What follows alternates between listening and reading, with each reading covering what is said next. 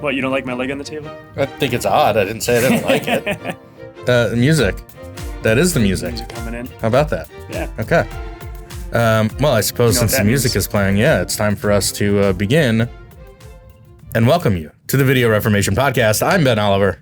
I'm Justin Plant. We're the co-founders of Storyboard Media and your guides on the journey to practicing effective video for business. We're like the Joseph Walker to your settlers on the Oregon Trail. The real one, not the video game one. Okay. Yeah. But didn't you already use a Sacagawea? That's not the Oregon Trail. Well, when was that? Sacagawea was Lewis and Clark.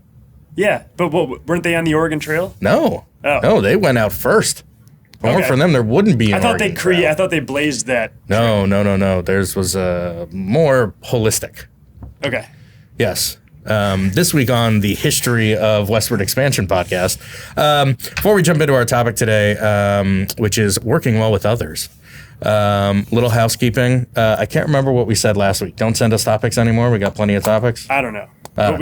Send us some topics this week. If you want to hear some topics. Tell us. Well, without any further ado, I would like to welcome a wonderful guest that we have joining us today. Joining us is Mack Garrison of Dash.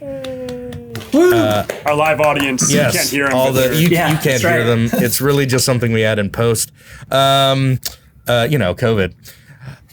Now, Mack, I understand that in lieu of us having our own sponsors, you've actually brought with you a new sponsor for the podcast for this episode. Is that true?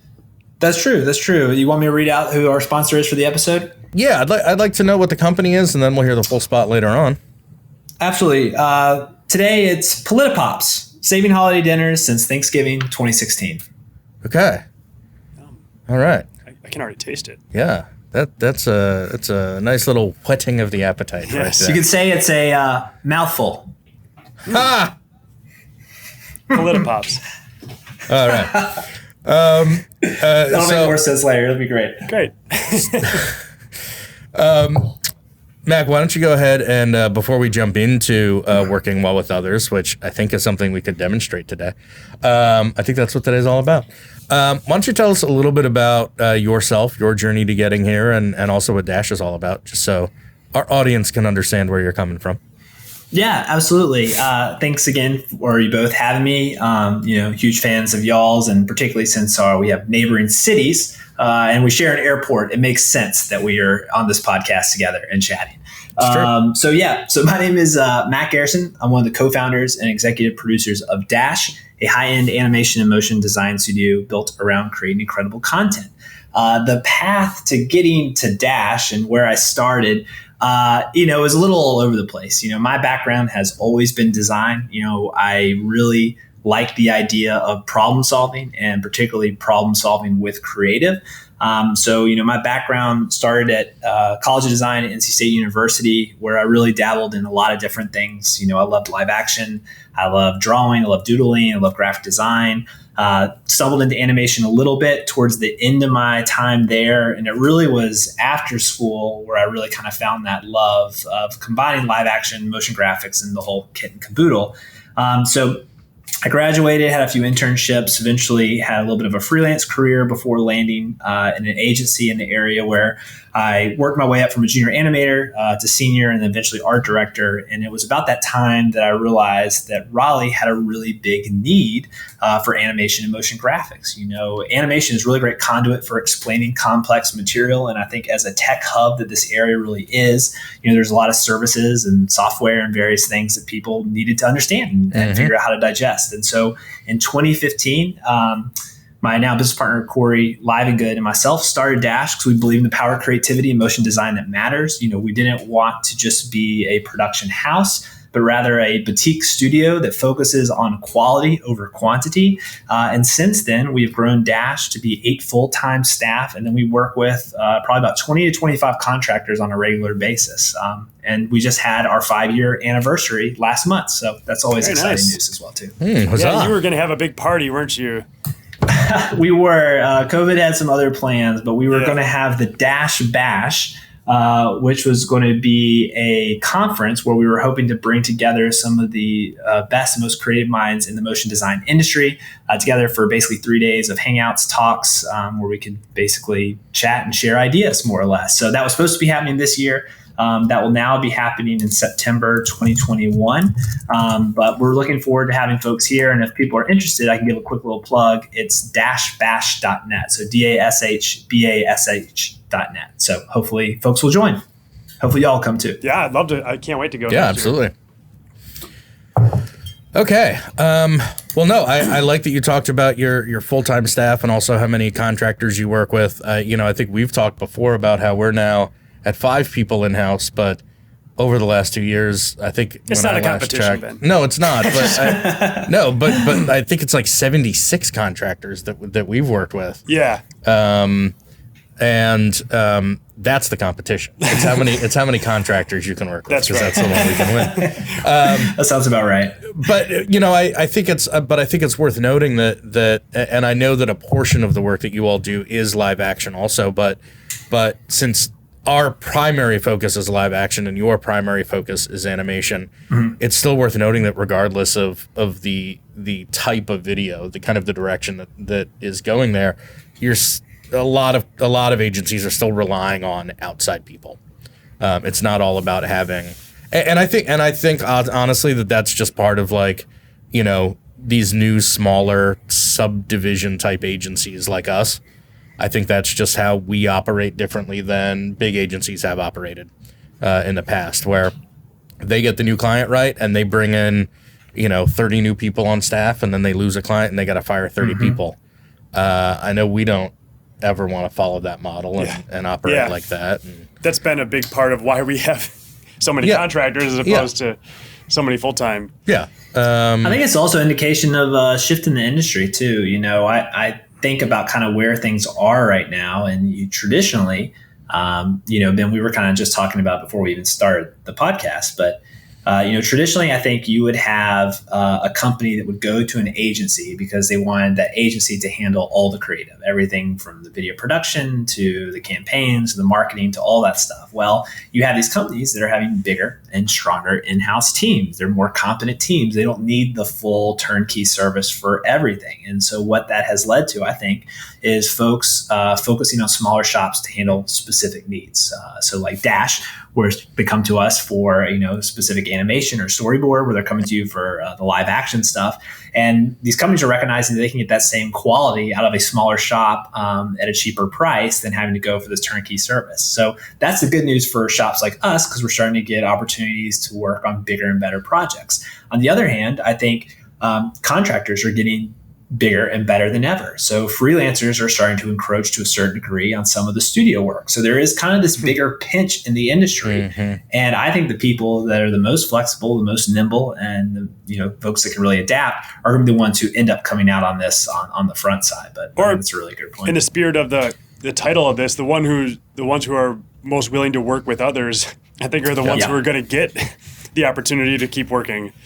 Just like Dash, we started out with 2 people, and we literally did everything that you could do to make the video. Is that how you guys started as well at Dash? Just you and Corey, pretty much side by side in the same little closet, dark room, firing away? That was my second bedroom. Thank you very much. Oh, yeah. 100%. 100%. I mean, in the early days, you have to do everything, there's no other way. I think, the people that make up a good business, you have to be part technician, you got to be part manager, you got to be part entrepreneur. And we were kind of juggling all 3 of those roles in the early days. One benefit for Corey and I, we actually lived in the same apartment building when we first started Dash. So it made it really easy as far as just walking to each other's room and, getting advice and things like that. Funny story. We actually almost called our company Neighbors instead of Dash because it was, we were right next to each other. It wasn't until we came up with the name, we're like, Neighbors sounds really cool, that we actually found there was another motion design studio out there called Neighbors. They did fantastic work. So we're like, all right, we can't call ourselves that. So we ended up landing on Dash. Where was that moment where you did break out? Who was the first kind of person you reached out to? Where did that need, what was the catalyst for starting to work with others? I think it really came down to just starting to get burned out in a way. You're just doing so much, or there's no way we can take on all this work. We just need help. We found early on that we were saying no to a lot of projects. and that we just couldn't take on because we just didn't have enough staff. So we were like saying yes to some things, saying no to others. And so in an effort to want to say yes to more, to not want to have to turn down these projects, that's when we really started looking to see what some roles we could bring on were. Corey and I's background, we were both designers, but we definitely erred on more of the motion graphics side of things. We felt like we struggled a little bit on more of like the illustrative animation. And so our first hire was actually an intern that we brought in, who was first and foremost an illustrator and kind of secondly a designer, to really help with some of the pre-production elements that we felt like were lacking a little bit. And so, as we started to grow, and I think, year after year, we just kind of kept looking to where there were holes in our staff on what we wanted to be doing and what we were creating. And that's where sort of things naturally kind of led to certain hires that we brought in. That, and then we also looked at like where our workload was being spread thin, like where we would just like, wow, we just really need some help here. That was very indicative of where we needed to hire. So I think, to your question, Justin, it kind of naturally came about. I think you kind of have to stop and recognize where your weak spots are or where you're being overworked and trying to bring someone in to help mitigate that a bit. Did you start by hiring, or did you start with just bringing people on by project, or how did you manage that?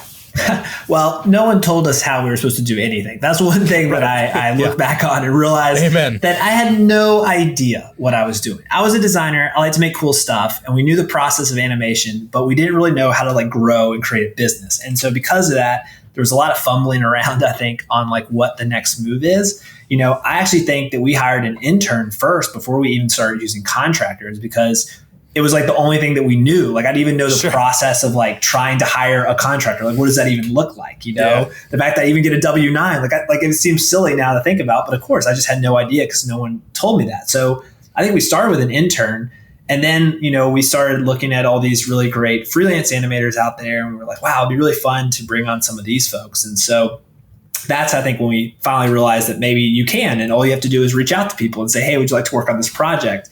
And once you've gotten a few under your belt, I think it feels a little bit easier and you feel a little bit more natural reaching out to some of these folks. I don't know. We kind of put contractors on a weird pedestal initially at first. Like, oh, we're not good enough to work with these people, but at the end of the day, you just share what your project is. And if people want to work on it, they will. And if not, then they don't. And no hard feelings, Yeah. I remember that being scary, reaching out to some people who I knew were experienced and very qualified.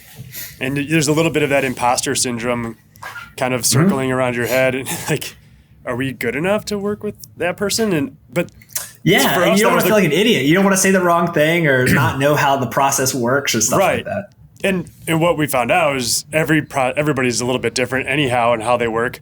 And the only way to really level up your work is to bring other people into your project and learn from them as much as they are from you. Exactly. Yeah. I think that's the talk track that we've landed on is that because it's true. It's not just a way to spin it, but when we've talked about it before, it's about bringing in people who are technically or creatively better at this stuff than we are. That's where we saw the opportunity to grow was, because like you said, it was just the two of us. We were basically two one-man bands when we started. And I think both of us wanted to be better shooters, better lighters, better directors, right? And just keep going that direction. But at some point you have to set aside to some extent where you are from a technical proficiency standpoint and the people that you have access to with what's right for the client, what's right for the business, what's right for the project, that kind of thing. When I go back to kind of mirroring our, or what Mack was just talking about, our process was, I think Holden was the first freelancer we ever worked with, and we needed an additional editor because I was swamped with something. And we had been introduced to him by kind of a mutual acquaintance. It wasn't really that we like posted any kind of freelance opening or anything. It's like, hey, you guys should talk to this. And we met him at like a Panera or something. And all of a sudden we're like, oh, and you do motion graphics too. And that was like where the light bulb went off, right? That's like, oh, well, we need him to edit, but he does all these other things too. Maybe those are things that we can add. And so you go in and you just don't know what to expect. But then I look back on that, and that was like such a key moment. But I feel the same way about interns too. I mean, we had worked with a couple freelancers when we got our first intern, But we saw our first intern honestly as like an extra person who could do anything and everything. And an intern is really supposed to be someone who you're supposed to spend time with and teach them how to do the job. And we just leveraged it as basically free extra set of eyes, extra set of hands, whatever. And you're not really supposed to do that. But I also look at our hiring too, right? We've hired based on need at the time. And so the first full-time hire we made was a project manager because that was the stuff that was slipping. There's also stuff we didn't want to do. That's true. That's true. There's an exercise that was it a Story and Heart based thing, the loves and hates list. So I honestly haven't done it in years, but there's this interesting idea that as an individual, I suppose you could apply this to any business, but list out basically every task that has to happen within your little agency, from, getting the next deal to creating the invoices to managing the project to emptying the trash to restocking the fridge in the office. I mean, everything that you can think of. List out all of those things that happen within your organization, and then individually list out the things that you love doing and the things that you hate doing. And find someone that you can hire to do the things that you hate. Find a way to do more of the stuff that you love. That loves what you hate. Yes. Find someone who loves what you hate. Find a way to do more of what you love, and then the stuff that didn't fall as either love or hate, just don't worry about it. And so that was our first hire, was basically a project and account manager. And then when he left, our immediate instinct was to replace him. And it took us a couple months to and it's funny to think about it now, but it took us a couple months. And when we were ready to rehire someone new, our initial instinct was to replace him and put someone in exactly the same role.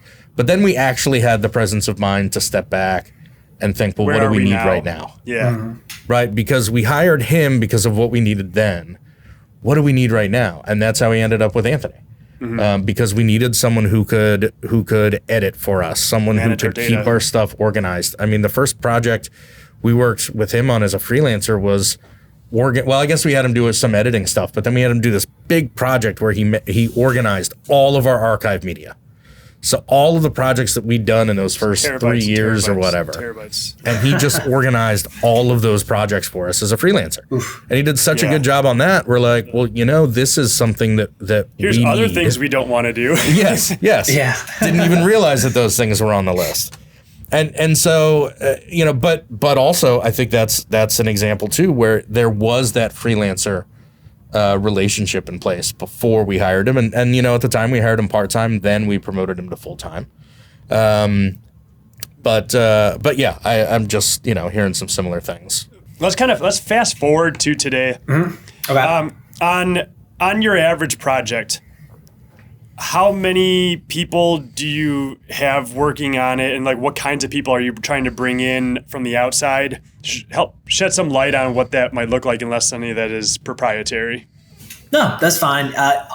Honestly, it really depends on when we're taking on the project. We are lucky at a point right now that if someone has the right funds and it's a cool project, we have the ability to take it on because of our network of contractors that we use. Previously, as I alluded to in the early days, we just couldn't do that. One of the bigger reasons we wanted to grow and build a bigger network of people we could reach out to is because we didn't want to say no to that cool project when it came in. We wanted to make sure that could always happen. If the right check marks were there for the project, that we could take it on. So, with our staff of 8 people, we have enough staff that have varying skills in what we need for an animation project that we can take it on with our core staff on our own. Where we really use contractors and how we work them into our projects is to help accent busy times. So if we're really busy and we're just stretched too thin that our staff can't reach out everywhere, that's where we really bring on contractors.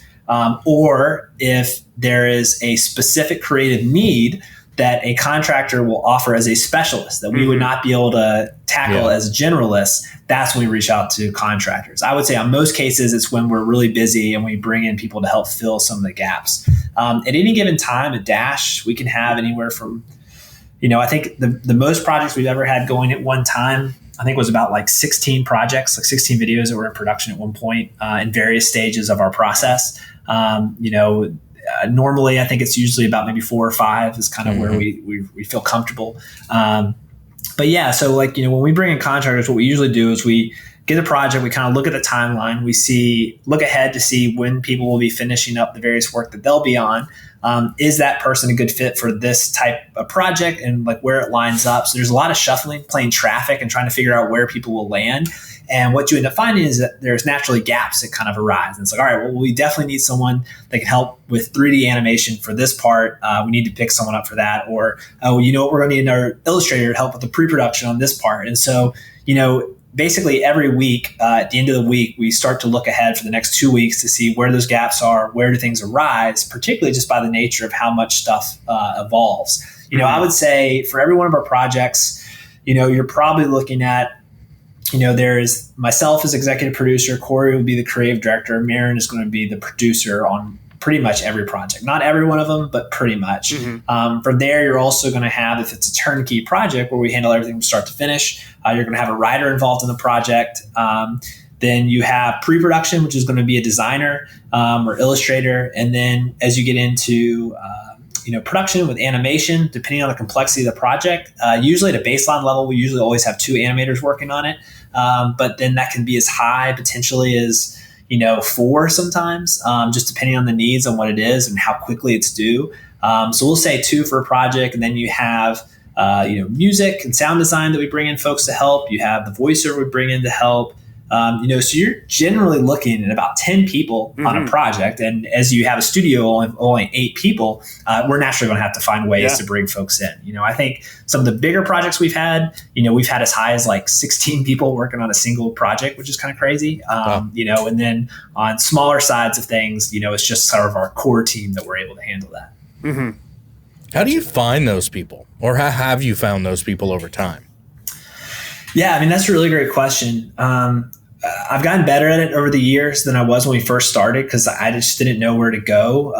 The motion design community is pretty engaged with one another. I was surprised to find how big an industry seems on the outset to understand how actually connected they all really are. Even though most freelancers are kind of spread across the nation as well as the world, we use Twitter a ton. I know people's Twitter can get kind of crazy, particularly as you start introducing politics and things like that into it. But I really clean my Twitter up so it only reflects folks in my industry that I hold in high regard. And so, people's work gets retweeted, or I find something and I'll just navigate to their website and be like, hey, really like your work. I think this looks fantastic.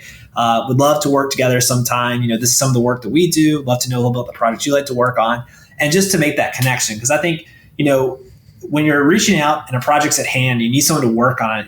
It feels a lot better reaching out to someone that you at least had some minor interaction with versus someone that you've never talked to. So I try to make those communications up front and just kind of establish like a list of folks that I've talked to in the past and kind of keep a running memory of like what they might be good for later on. So then when that right project comes up, I can reach out to them. So I think I use Twitter a ton to connect. I use Instagram a ton to connect. Mainly I'll navigate to people's portfolios to connect with them that way. Sometimes I've even done direct messages on Instagram and Twitter.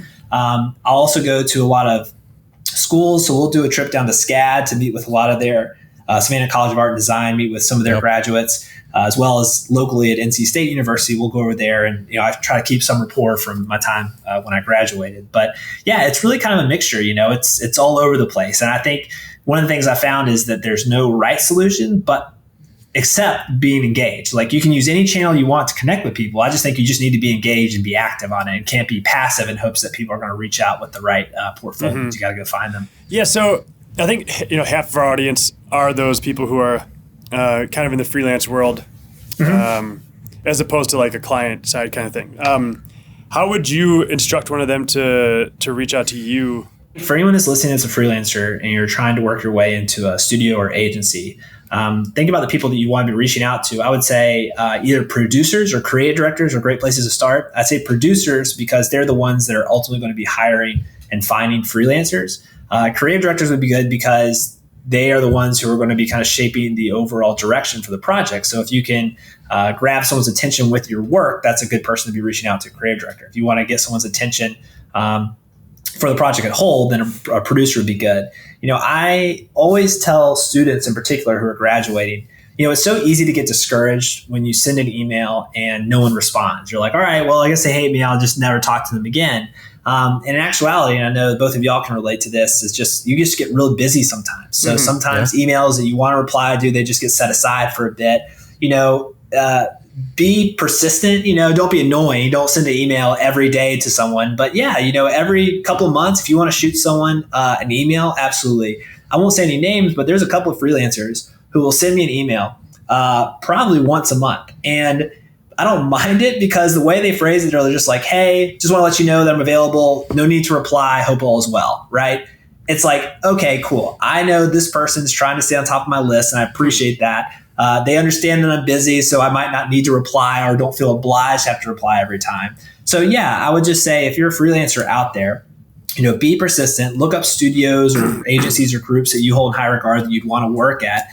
Find out who some of those people are that are there as creative directors or producers, and just shoot them a note every couple of months. It doesn't hurt to stay on their radar. And a lot of that is timing as well too.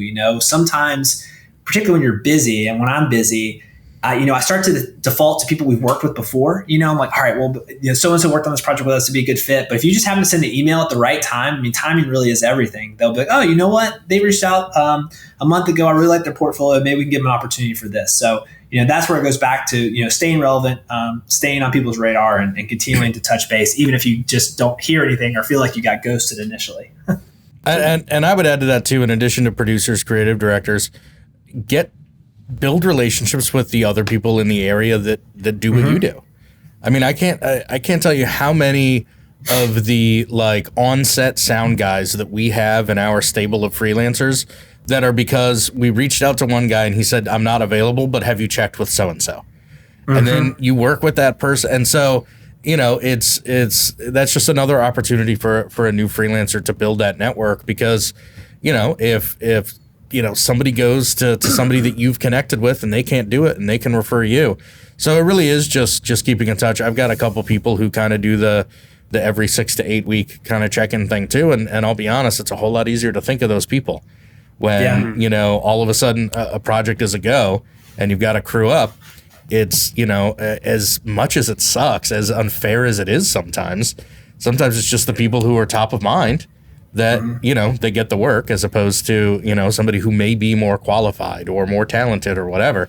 It's kind of, from our perspective, it's the person that you think of for whatever reason. So, but I remember those days. I remember those days when I was doing that. And it's just so much intimidation. Yeah. It's so terrifying to do those initial reach outs and build those. But especially when you're talking to your hero like you. Yeah, well, I talk to myself often, so I've kind of gotten used to it. I'll also say that a good way to get on a crew or a project is to buy me a beer, for starters. Pretty much always available for that. It's a good place to start. Yeah, we've hired really unqualified. There, but just buy me a beer. Yeah, we've hired a lot of really unqualified freelancers because they bought you a beer. Finding out the secrets. Alcohol to Justin's heart. Yep, it's true. Let's hear from our sponsor. Absolutely. So I'd like to introduce Politipops from the makers of Shut Up Tape. Tired of all the political garbage? The gag-inducing onslaught of partisan politics can be solved by stuffing these delightfully large popsicles down the throats of all your rage-filled family and friends. Crazy uncles and Aunt Karens won't be able to say a thing over Thanksgiving dinner with these massive popsicles shoved down their throat. Politipops, saving holiday dinners since Thanksgiving 2016.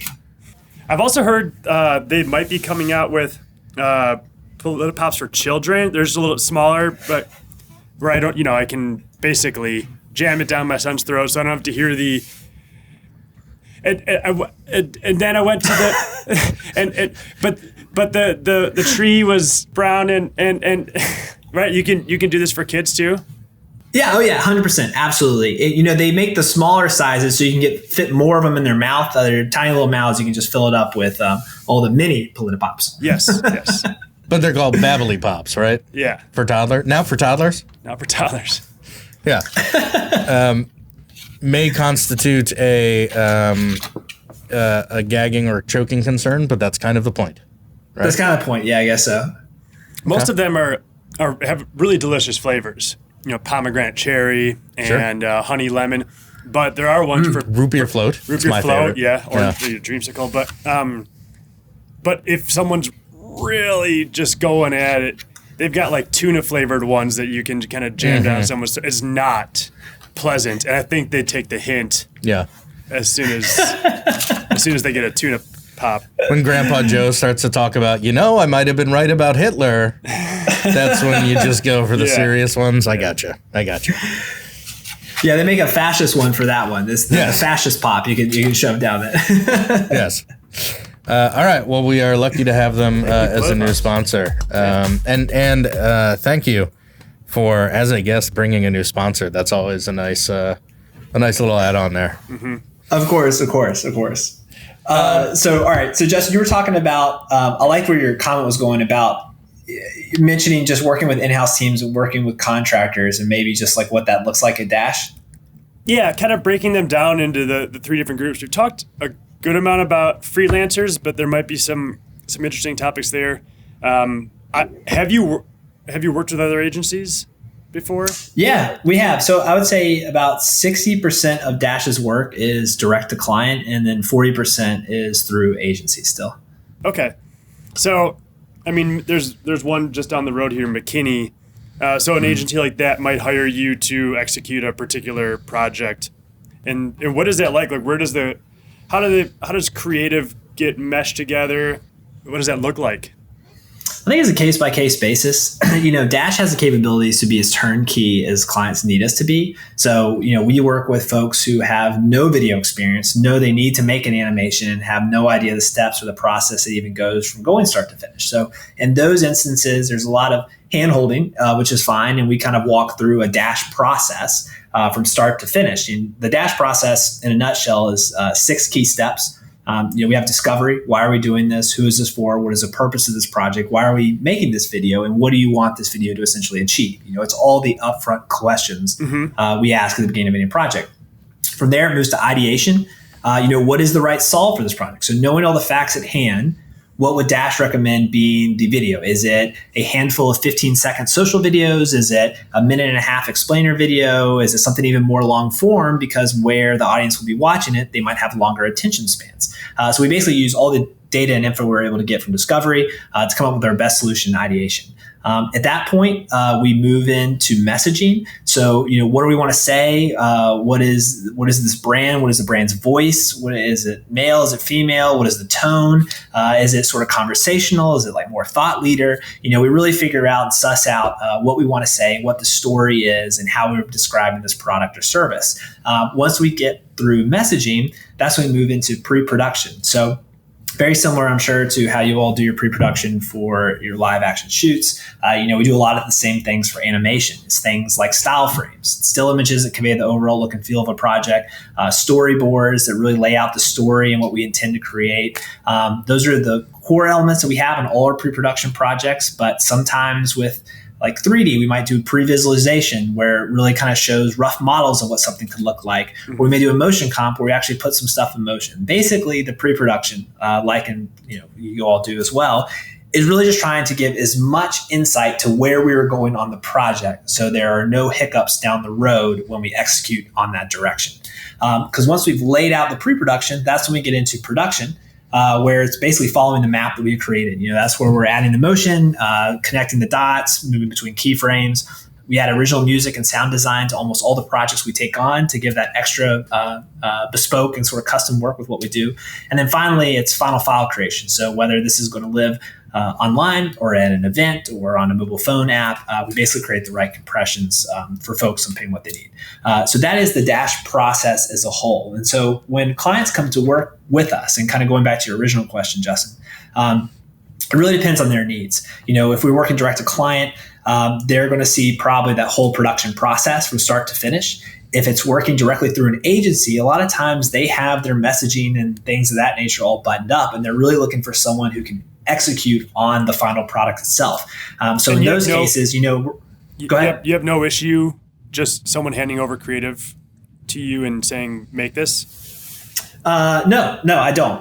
Now, it depends on the creative, of course. I think it depends on the project, depends on who we're working with, and depends on what the ask is. Are we going to take on every one of those projects where someone's like, hey, we did all this stuff, we want you to execute on it? Not always, not a guarantee, right? Sure. A lot of times we'll say like, hey, this looks good. This is a good start. We'd actually like to massage your storyboards a little bit or like increase it. So we may take what they've created, and while they have a core idea of what they want, we will still build off some of those pre-production elements into the state or quality that we want it to be. Because a lot of times it can get kind of messy. People will have storyboards and you're like, great. And you look at them and you're like, this really isn't conveying anything. Or do you have 3 boards for like a 1.5 minute long piece, right? It just doesn't work. So, if we take an agency, for an example, the way we structure our process is kind of we come into the dash process depending on where they are. So, if they have their messaging established, with every animation, we still need to establish what the overall look and feel is going to look like. So we'll still create style frames, storyboards, and things of that nature. With an agency, it's basically like working with 2 clients, though. That's where it gets a little bit tricky because we have a review with the agency. We take that said review and then apply feedback and make those adjustments before it then goes out to the client. So because of that, timelines tend to be a little bit longer. Or when timelines can't be longer, that's when the price is a little bit higher because we have to have more bodies involved to be able to handle that more or less. Does that answer your question? Yeah. It's not really a question, just kind of like a topic of conversation. I just think it's interesting to see how, because animation is not, especially animation, is not one of the things that we have, most of our experience is in live action. So I just think it's interesting to see what your process might look like. Do you prefer working with other agencies or do you prefer working directly with clients? I prefer working with people who like symbiotic relationships with the folks that they work with. I have worked with agencies in the past where it feels like we're on the same page and there's a lot of back and forth and it's turned out to be great products. I've also worked with clients who I really appreciate that they trust us as the vendor that knows what they're talking about when it comes to animation. And so they trust our opinions and what we say. I think over the course of time, we've naturally run into better situations, I think, with direct to client because you're really only dealing with one stakeholder at that point or one group of stakeholders. I think, not saying that you can't have a good final result with agencies, and we have a ton of them, but there are more layers that you have to work through. And so you just have to really be on the same page. And so I think that naturally introduces another element that has to deal with. So I think the direct to client, to your point, Ben, just ends up being a little bit easier because there's less folks to deal with. Yeah, I think everybody would agree that more cooks in the kitchen isn't necessarily better. Mm-hmm. In fact, I don't mind if there's a lot of cooks. I just like cooks to be on the same page. I think surprise cooks are always troubling. When there's like a cook that you didn't know was going to be cooking and then they're cooking, that's a problem, So I think it just goes back to a core value that we really hold in high regard at our studio is transparency and just, being upfront with the agency or the client on just the reviews and our process. Having that process really distilled has helped us as we are getting into projects. We can really say like, hey, at this point in time, it is critical that these sorts of things happen. So if you have other stakeholders, you have other people involved, they need to weigh in at this point in time. I think when we were a little bit more junior and first starting out as a company, some of those conversations just didn't happen right away and you get burned later on because of it. So I think you're perpetually just need to be learning from the mistakes that you made early on so there aren't mistakes in the long run. You can just recognize, I need to talk about this, or I need to mention that this is critical we make a decision here, or, understand that based on previous projects, someone didn't weigh in until the very end. So now I need to make sure that they weigh in now. It's just important too, Kind of the working title for this episode before we landed on working well with others was collaboration, not competition. Mm-hmm. And I think that is especially important I think it's important when you're working with a client that has an in-house team or you're working with another agency because both sides have to come into it. And I think the transparency is a big part of that. But I feel like both sides really have to come into that knowing that they're working to the same goal and to lean on each other's expertise. So when working with an agency, they may understand the brand better than you do because they've got a longer term relationship. Or if you're working with an in-house team, maybe there's something about key messaging or style or something like that they understand. In fact, one of our clients right now, we were going over style frames for actually an animated video we're doing for them. We were going over style frames last week, and they have a very limited color palette. And he admitted that from the beginning. But as we were going through the style frames, he basically brought up, look, in my experience in designing for our company, we're going to paint ourselves in a corner if we are this strict with the color palette. So let's vary up some of this. So like relying on his inside expertise to understand that helps us make something better, where, and that's kind of that in-house team. We're also working with an agency. The problems that we've run into with other agencies are when they kind of see us as like just almost like a tool to do what they're trying to do, opposed to relying on what it is that we do for our clients when we're working directly with them. So as long as there's that mutual respect and understanding, and that you're coming together to make something bigger than either one could do individually, that's when those things work. In my experience anyway. 100% respecting each other's time, going into it together, not feeling like you're left out with a bunch of questions or you're turning stuff in for radio silence. I mean, none of that stuff is good. I also think defining roles is really important. Like we've had situations where we've worked on projects where we actually collaborated with a company's in-house creative team. Now, you can look at that on the surface and be like, well, that just sounds like a nightmare. Like how on earth do you kind of wage that? But I think as long as there are roles that are defined, that are like, hey, the in-house team is going to help you achieve what you need to achieve. We're asking you all to be the decision makers on something. That's good. You just want to know what the clarity is. And so in that instance, it's been really great, knock on wood so far, because, there's been a lot of community ideas sharing. We've like shown certain things maybe they hadn't thought of and vice versa. And it ultimately makes the product better. And in this certain situation I'm talking about, it's a handful of these individual videos that the internal team is working on in conjunction while we're working on some of them as well, because they needed the additional help. And so there is a necessity to kind of be on the same page and kind of go back and forth. And so it's been really nice to kind of collaborate with another whole creative team, because naturally, at Dash, we definitely have a style and our team has a style. We kind of, I don't want to say we do groupthink, because I think everyone is very individual, but naturally by just working with the same people over and over again, you kind of develop a thought process. And so to work with a whole new creative group that's clearly doing stuff a little bit differently, I think it's really created some unique final outputs that we're working on, which has been really fun. So like situations like that can work, or even with an agency, to what you were talking about, Ben, it's not a problem if they are the ultimate ones that are making decision on the creative and all that stuff, and even if we're just executing on it, long as I feel like we're in it together and we're getting feedback from them that is in the regard of what their responsibility is on the project, where they understand the client, they know what the client's going to like, what they won't like, things they've done in the past that we might not be privy to that they can bring to the table, that they are giving us feedback in the lens of that, where they've had this history with the client. That is incredibly helpful. So I don't mind those situations. Where I think things get really dicey is where it just feels like there's that lack of respect, or you're very dictating what to be done, and then there's no communication or back and forth. The more that the people we work with like to communicate with us and are open to having the collaboration, that's what I really like to work on for sure. And I know you all are the same way.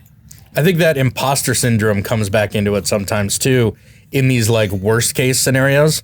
But the imposter syndrome, like the agency, even if they have no or limited video experience, they feel like the freelancers do, right? Where they don't want to say anything wrong. And they kind of overcompensate by like dictating and like trying too hard, where they could just kind of let go. Like they're not, hey, remember, I'm the boss. Right. They're not confident enough in their own abilities almost to go ahead and trust and give up, or on top of that, Ben, you get clients who are worried that their client is going to bypass them to go directly work with you. And so because of that, they keep this shield and this curtain up to hide you. I'll give you a great example of a project that worked really well, and it highlights the benefit of transparency on everything. So there's an agency in Raleigh called New Kind. I don't know if you all are familiar with New Kind. They do great. Matt Munez, Jonathan Opp, they do wonderful work. We had the pleasure of being neighbors with them for a while at our old office. Think incredibly highly of the two of them. And they do wonderful work. And they had a client that needed a video, and video is not their specialty. So they reached out to us to bring us in. Now, they could have easily kept up this wall could have dictated what they wanted us to do, never had us meet the client or anything. But instead, they brought us into the client meetings with their client. They were transparent with the client that says, hey, we're doing branding. We do this stuff really well. This is Dash. They do video, and they do video really well. And so we came into that conversation as partners, as a partnership. And it wasn't just Newkind leading everything. And what that ultimately did is it instilled confidence with the client to say, like, okay, cool. Like, we can trust Newkind because they deliver what we need. Here they are bringing a good partner to the table. There's no risk of dialogue getting lost in translation. We hear it directly from the client's mouth. And the whole process was very collaborative. At the end of the day, we created this video that Newkind, the Dash, and the client was ultimately happy with. And that was a result of everyone being transparent and open.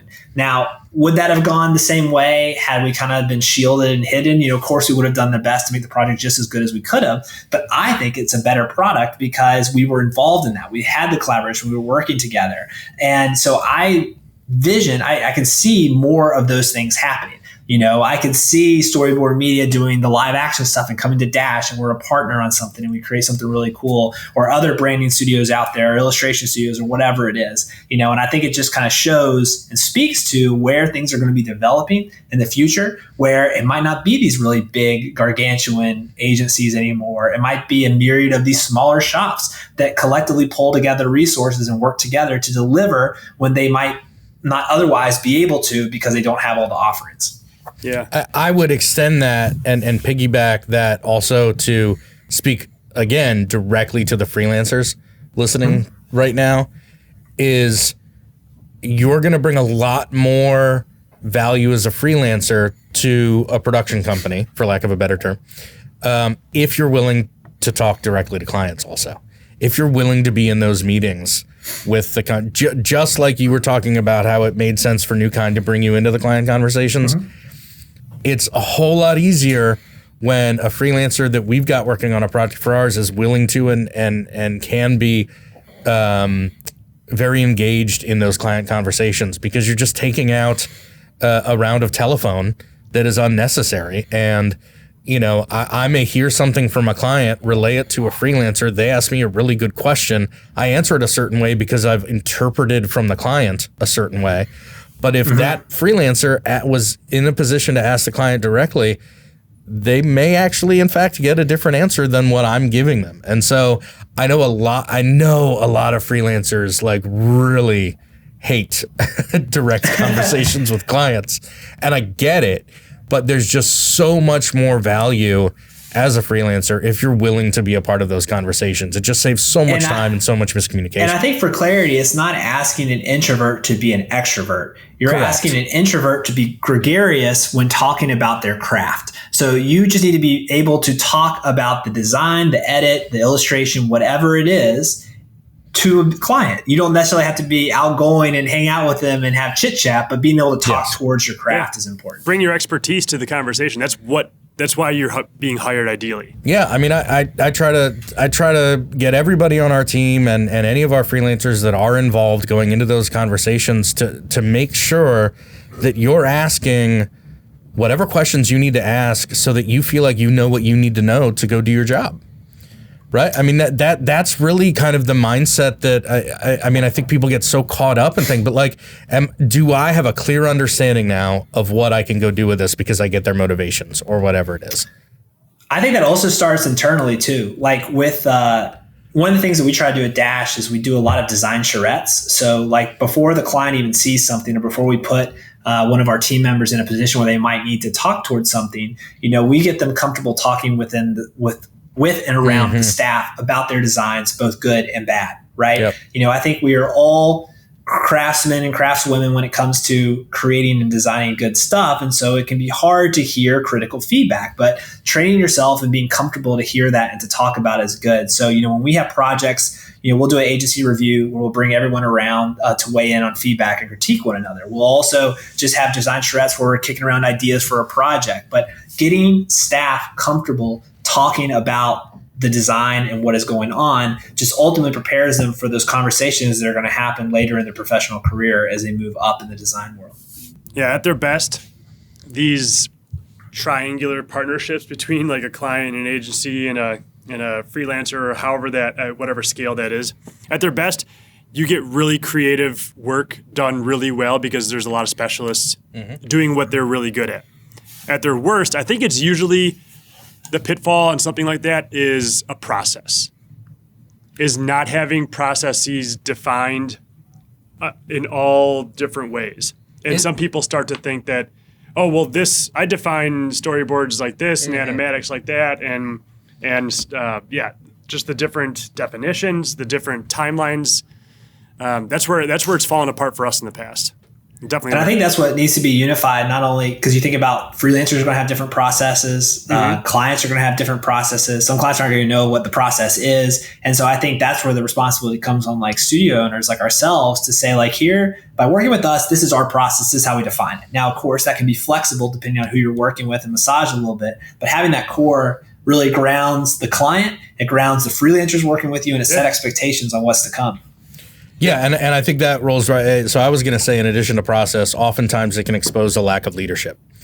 And every ship needs a captain. Every project needs a director. And it's so easy when you go into those multi-level collaborative projects where it has, just as process maybe hasn't been communicated, but the person who is responsible for making the ultimate decision hasn't been established also. And those things, when they go their worst, they just expose those things, but that means that they're identifiable and they're fixable.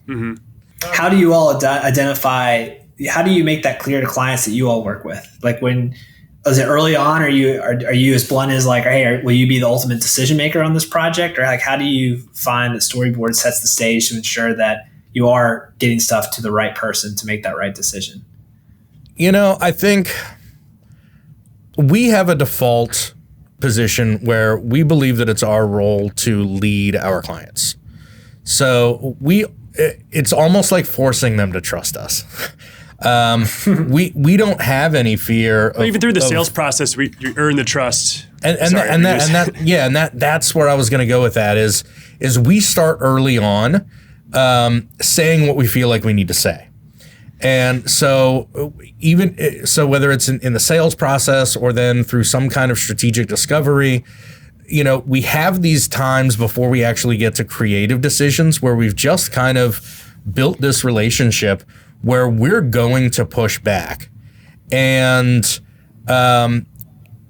we find that they trust, if they're a client worth working with, we find that they trust us quicker when we are deliberately kind of pushing back and taking that role of leading them. And it may be a little bit brute force sometimes. I think we try to be very tactful and polite about it. I mean, we're not just saying like, you're an idiot and this is what we're going to do. But, but we also know that push back on something twice. And if they still say that they want to do it a certain way, then we'll do it that way. And I can't tell you how many times we've talked internally about how we're like, okay, well, we'll do this, but we're going to do it like against doctor's orders. So, we're going to say, this is what we think we should do, but we get that you want to go this way. We've pushed back a couple times, so now we're going to go ahead and go this way. But by doing that from the beginning, it often doesn't get to that point where they're basically just saying like, no, we have to do it this way. And so it's almost like the more time, that's one of the big things that I love about our strategic engagements, our springboard process, is that we get to spend anywhere between 2 and 8 weeks developing that relationship with a new client or defining what success is for this particular project so that we are all on the same page. And and I think that's another thing too, is we for anybody who listens to the podcast on a regular basis, we're all about purpose. What's the purpose of this video? Because then we always have that in our back pocket to go back to the client and say, I get what you're saying here and I see how that's a cool idea, but remember, this is what we're trying to do with this thing. And we really feel like this is a better way to achieve that than that. And I would say 9 times out of 10, that's enough for them to say, yeah, no, you're right. I appreciate you, listening to that.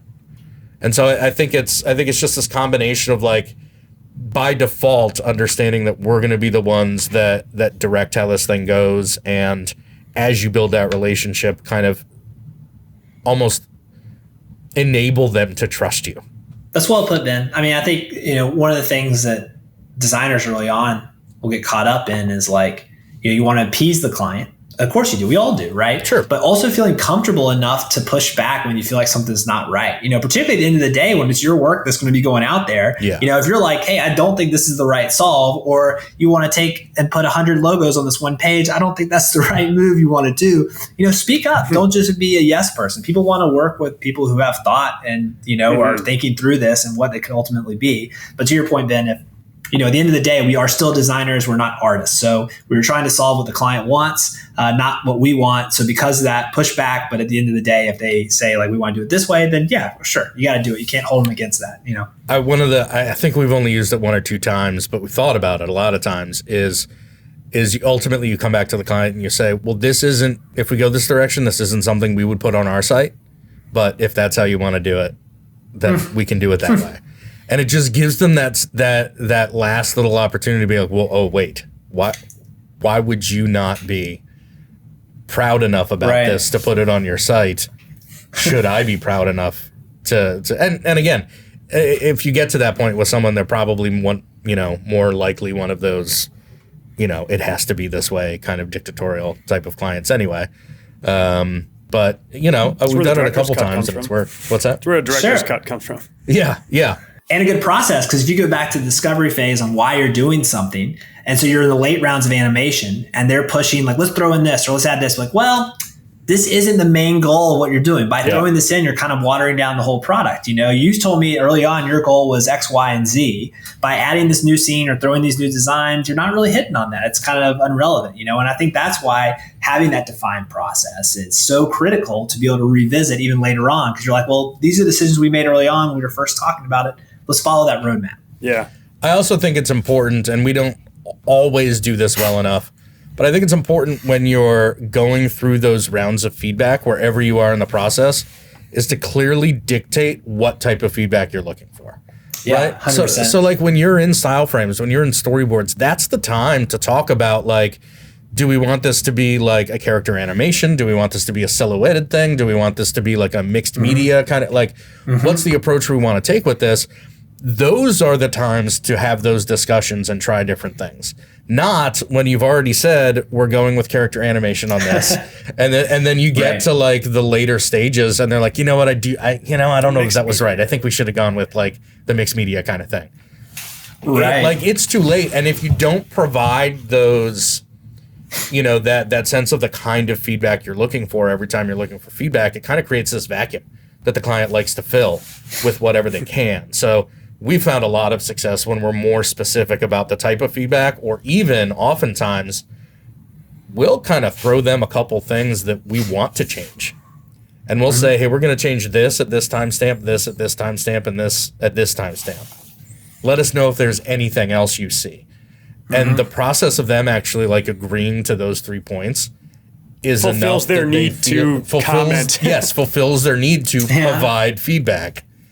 And it's, some people may interpret that as manipulative, but like that's part of how clients are, is like if you don't tell them what you're looking for, they're going to give you anything they can think of. And so defining that process, defining what you're looking for helps a lot of those situations. You're training your clients as well to a certain degree. I'm like, even going back on the symbiotic relationship, like you want them to feel as comfortable pushing back on us as we do on them. Like they should feel like they can say, I actually don't like these 3 scenes and tell me that in storyboard phase, as opposed to when we're in animation, they're like, well, I just didn't want to say it because I didn't want to hurt your feelings. It's like, no, this is our job. Like, that's fine. Hurt my feelings in storyboards. Don't hurt my feelings once we've timed everything out and animated in animation. Yeah, then you're going to hurt my bottom line, not just my feelings. Yeah, you're going to hurt my bottom line, exactly. What do we want to get to before we finish up here? We haven't really talked about like lessons learned. I think that could be something that's really helpful.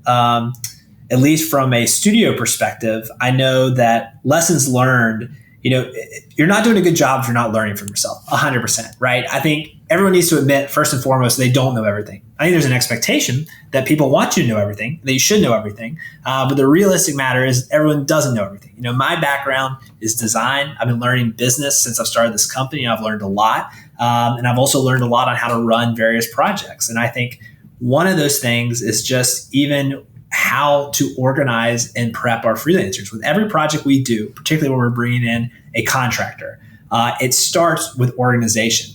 while it is a challenge and it is time consuming to do, we make creative briefs for every one of our freelancers where it talks about what the project is, who's the client, what we're trying to do, what we're trying to achieve, their role and expectation in the project, as well as clear deliverable schedule on what they can expect and how we're going to get this done. Every project. It's time consuming to do, but at the end of the day, it helps immensely. So that's the first thing. Or it saves time when you, exactly. It saves time. It makes up for itself. 100%. Because it's so, when you're in the thralls of it and you're so busy and there's a million things going on, which is usually one of the reasons why you're bringing in a freelancer, it can feel hard to make that time. I know it did for me, at least in the early couple of years. And so a lot of times we would kind of wing it and not spell out everything we wanted the freelancer to do. And as soon as you don't spell something out, it's going to go a different way. And that's not a bad thing. Like sometimes you want it to go a different way. So you don't give really crystal clear direction on something specific because you want them to explore and try something new. But if you've got something in your head and you know what you want them to execute on or how you want to execute on it, you got to be explicit in that because otherwise you're going to get something different. So that starts with creative brief for us. We also do use Google Drive for organization. For us, we have storyboards, which we are using to animate, right? So we will take the approved storyboards with the frame number and assign our freelancers to those various frame numbers. That's typically how we work with freelance contract animators so that they have a frame that they're associated with. We'll also have a notes column where we can add little tidbits or maybe some last feedback that trickled in that we're rolling into the next phase. We'll leave that in there. We will also have a spot for feedback. We'll also be clear on how we want freelancers to be sending us stuff for feedback. So just as we are clear with clients on saying at this point in this part of the project, this is what we're looking for feedback, just as you were mentioning, Ben, we do the same thing with our freelancers. This is the project. This is what we want you to execute on. This is what we're going to be looking for. This is how we want to be able to review your project and give feedback. That is particularly important when you have a big animation project for us where we might have 6 animators working on something, particularly where those 6 animators need to access some of the similar assets or they're handing stuff off to different people.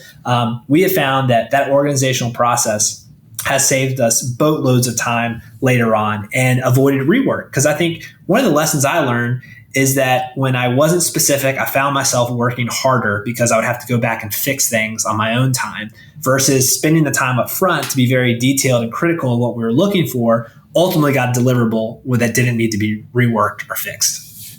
I have a lot of trouble pressing pause from the beginning. I usually just start digging a hole and where's everybody? Where is everybody? That's how this works. Yeah.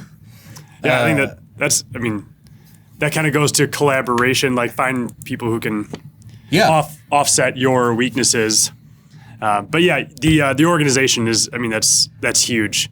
Well, and it also reminds me too that if you're working with freelancers who also work directly with clients and maybe aren't working with the studio in between, you've just got to constantly remind each other that you've got these internal rounds that you need to do also, right? Because when they talk about like 2 rounds of revisions, they're thinking about like 2 rounds of revisions from their end.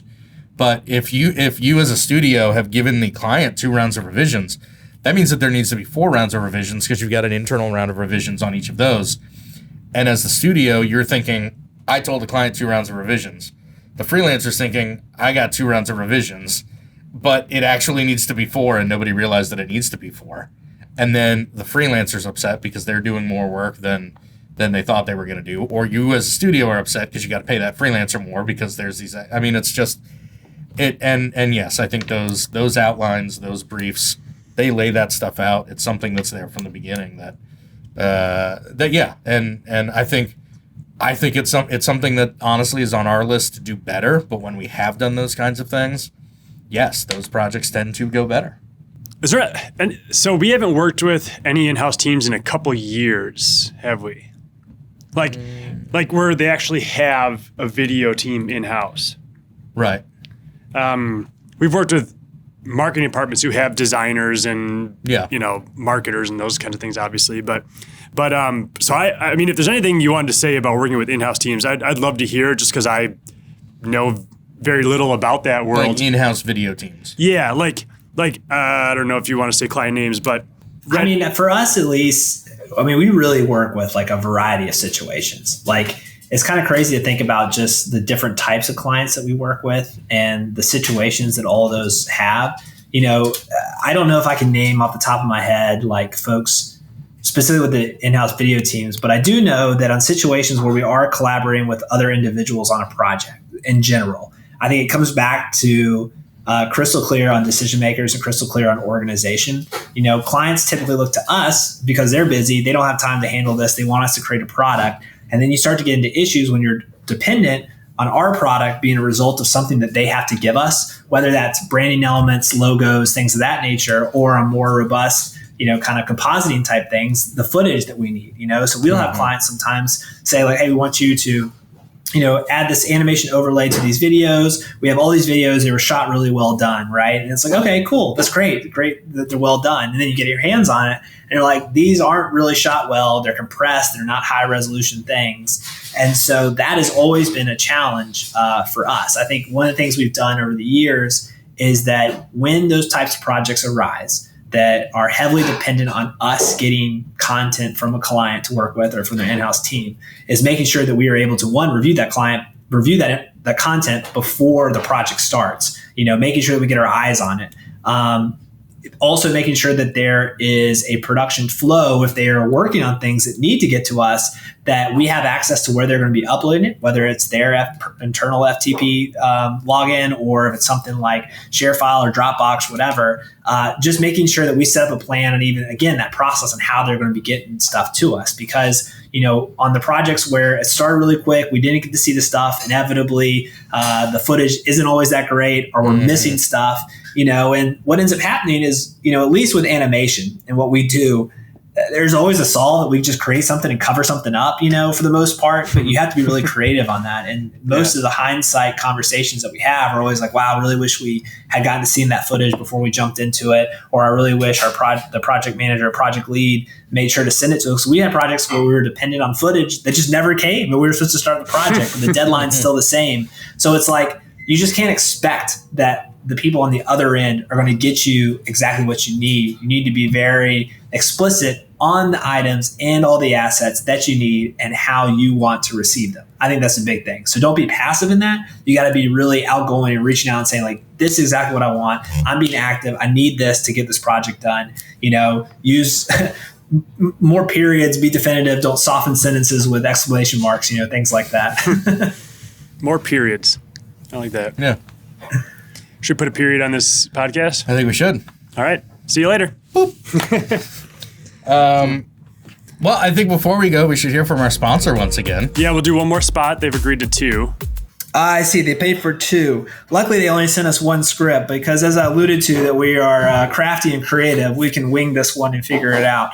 Politipops, from the makers of Shut Up Tape, the ones that really keep your relatives quiet over the holidays, will really mean to lean into it this year. And they're actually offering a buy one, get one free deal for this time only. If you buy into Politipops and buy the 6-pack to give to your uncle, they'll give you 6 rolls of tape to make sure you can tape up all those little mouths for everyone that goes along with it for the shut up tape along with it. So that's the final little bit that they have. That's a great deal. That is fantastic.